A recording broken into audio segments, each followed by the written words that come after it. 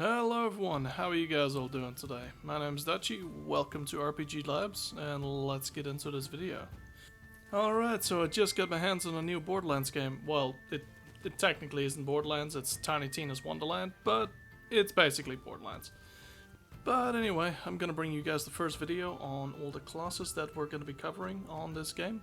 Now there are in total of 6 classes, which is the Spore Warden, the Clawbringer, the Spellshot, the Graveborn, the Stabomancer, I love that name, and the Berserk, which I'm pretty sure is a cult reference. Brr. But anyway, in this video I'm going to be covering the Graveborn, which is probably the closest thing we have to a Necromancer in this game. Now the Graveborn is all about his blood abilities. Now he sacrifices blood so he can do a lot more damage. Well, when I say blood as well, I mean his health. Now for some of his abilities, the more health you have and the more health you sacrifice, the more damage you can actually do to your enemies. And this sounds kind of bad at the beginning, but there's also a lot of ways in this game to steal health from people, well, lifesteal from people. Now one of the main ways to steal health from people is to use dark magic. Now, dark magic can be applied to weapons, spells, or even your abilities. Now, for example, with the Graveborn, you actually have the ability to stomp down onto your enemies and deal a lot of damage, but at the same time steal health from everyone around you. Now, here's the weird thing about that. You actually sacrifice 40% of your health to steal the health of the enemy. This ability, by the way, is called Dire Sacrifice. Now this does sound a little bit weird, but trust me, if you get a few enemies in an area and you do your ability, you'll be able to take them down really easily and at the same time regen all of the health that you just lost. One thing to note though is that with this ability you will actually get 40% of your health taken, but if you, for example, only have, let's say, 10% health and you use this ability, it will kill you instantly. But if you do manage to kill something with it, you will actually be able to revive yourself instantly as well. But in saying that, this actually scales off how much health you've used for this ability. So if you only use 1 bit of health to actually do this attack, you will literally do 2 damage. Now, kind of the cool thing about this build is that if you tank yourself up with as much health as possible, you will actually be able to do a shite load of damage as well. Because for this ability, the damage scales with the amount of health you've consumed. It will do 150% of the damage that you've done to yourself.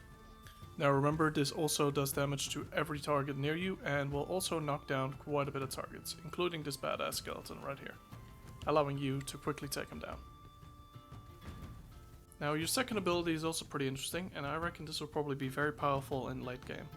Now for this one you do need to build your character around it a little bit because it actually scales off death magic.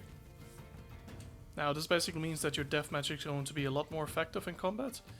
You will be able to steal more people's health and everything like that, but here's the catch. You heal yourself up to full health immediately, then you will start losing health more rapidly over time. Now the more health you have, the longer this obviously takes. But the more death magic items you're using, that means that you will be able to stay in the game for a lot longer, because of all the lifesteal that you get on all the death magic. So if you get a magic spell that's death magic and you also get a gun that's based on death magic, you'll survive quite a long time and be able to do a lot of damage. Now you're probably thinking, well, why would I want this anyway, because it's gonna kill me in the end. Well, actually when you reach 0 health, you will end up becoming into a state where you become fully invincible for 3 seconds and you regain 20% of your health.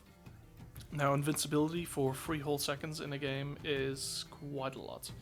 Now this does have a lot heavier of a cooldown. The previous skill actually has a cooldown of 25 seconds, which is not that much, but this one has a cooldown of 50 seconds, which is a whole minute basically. This can decrease with certain items or certain perks, but yeah, just as the base stat.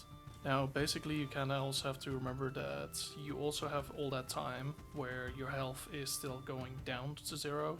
So at that point you basically get to think of this when you pop the skill that you're fully invincible basically for at least 4 seconds, because, well, your health shouldn't be able to drop down within 1 second unless you get hit by like everything. Now I'm going to probably roll with Dire Sacrifice for the beginning of the game, but end game I will probably switch to this one instead, because being invincible for that long and doing more damage sounds pretty overpowered. Now you also have the Demi Lich Companion, which is the passive skill for the Graveborn. Now the Demi Lich is range based, meaning that he will only shoot from a distance and won't try to actually get into the fight that much, which is kinda good because his health isn't the greatest.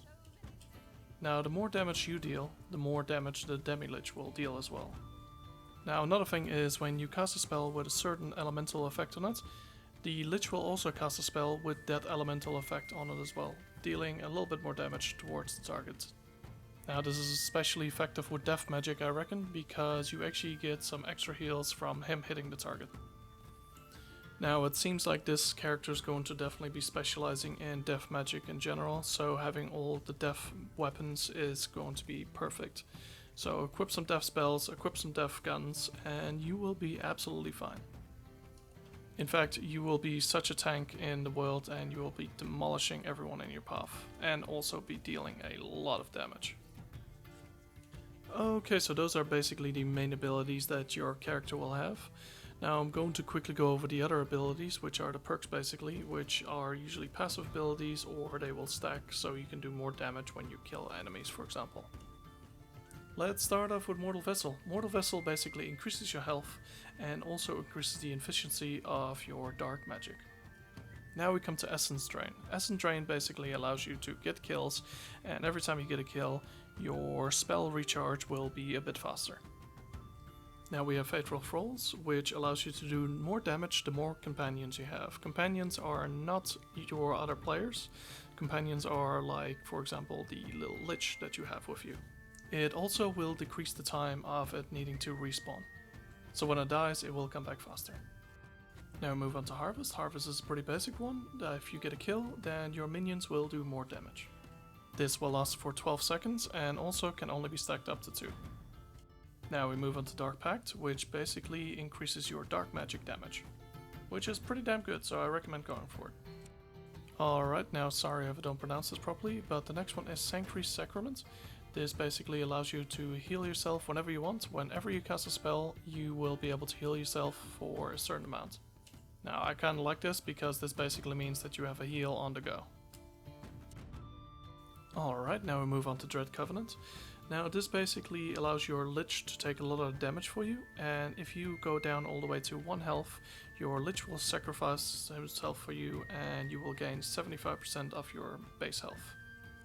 Now we move on to Stain of the Soul, which is basically a dark magic booster for your spells. It just allows you to do more damage with them.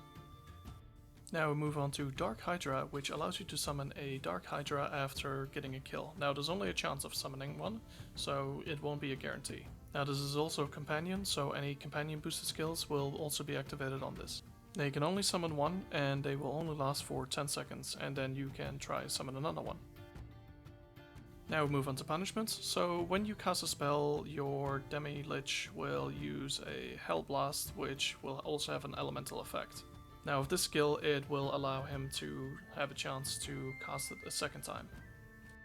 Now we move to Blastcast, which allows you to do a AoE attack with your spells. There's a 20% chance of this happening. This can also not do any critical damage. Now we move on Lord of Edge, which basically means that the lower your health is, the more damage you do and the more damage reduction you have. Now this could be very powerful for those builds that are just relying on straight damage with your gun.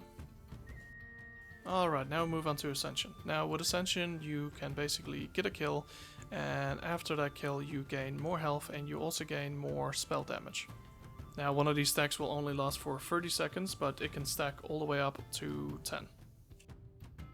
And now we move on to the last one, Morham's Blessing?